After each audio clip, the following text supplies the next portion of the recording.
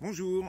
Alors comment attacher ces tomates avec des liens durables et facilement jetables et pas du plastique? Quand on arrache ces tomates, il faut trier le plastique des déchets pour mettre à la déchetterie, c'est une horreur. Donc moi, je vais vous donner une petite astuce, d'ailleurs une petite dédicace à Nathalie, qui me reconnaîtra, qui m'a donné cette astuce-là qui est d'enfer. Alors, comment attacher avec un lien durable, donc je répète, et surtout biodégradable? Eh bien, quel est le rapport entre ce palmier, Trachycarpus fortunei, petit palmier de semis, là il doit avoir 4 ans, et mes tomates? Eh bien, c'est que je vais attacher mes tomates avec le palmier. Alors comment je fais? Astuce. Bien sûr, je récolte sur des vieux palmiers, des vieux Trachycarpus, les branches du bas, elles sont souvent, vous en trouvez dans les déchets verts et à droite. Vous faites sécher légèrement vos feuilles. Et regardez, là j'ai une ribambelle, un bon coup de sécateur. J'ai une ribambelle d'attache, super simple. Vous voyez, j'en prends une partie. Alors je l'ai laissé un petit peu sécher, c'est plus facile.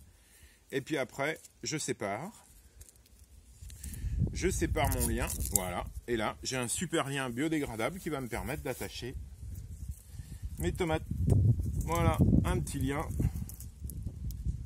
Et ça, moi je peux... Alors bon, si vous voulez faire un peu plus esthétique, parce que je suppose que le potager de Nathalie est beaucoup plus esthétique que le mien, voilà.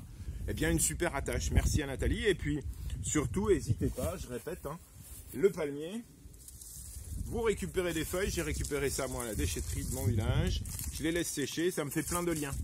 On fait une petite pause et on se retrouve pour attacher une autre plante, un rosier palissé. Je vais d'ailleurs vous donner 2-3 conseils.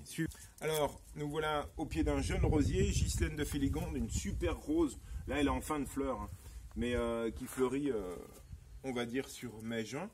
Et donc, mon nouveau rosier, vous voyez, il avait fait deux vieilles branches, une à gauche, une à droite. Elles se sont écartées avec le poids des fleurs et ça a laissé la place à plusieurs belles pousses, mais c'est ces pousses-là qui vont me donner la floraison l'année prochaine. Donc, je reprends mon petit lien biodégradable et toujours, j'attache avec délicatesse mes jeunes pousses sur un fil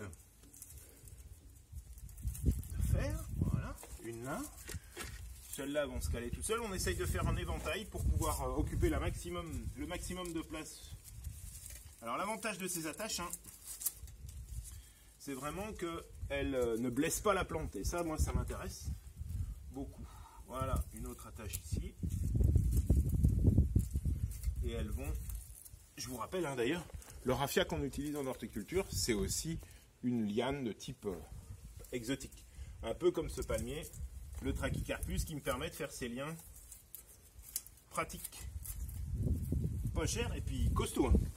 Pas de problème. Donc voilà, j'ai bien palissé mon rosier. Mes vieilles branches, de toute façon, elles ne me redonneront pas beaucoup de fleurs. Je retaillerai ça l'année prochaine, à droite et à gauche. Et au milieu, vous voyez les très belles pousses qu'il est en train de me faire et qui vont tapisser mon mur. Ghislaine de Féligonde, ne l'oubliez pas. Bon, allez, on revient à la petite astuce des feuilles de Trachycarpus pour pouvoir attacher. Ça, c'est assez sympa. À bientôt.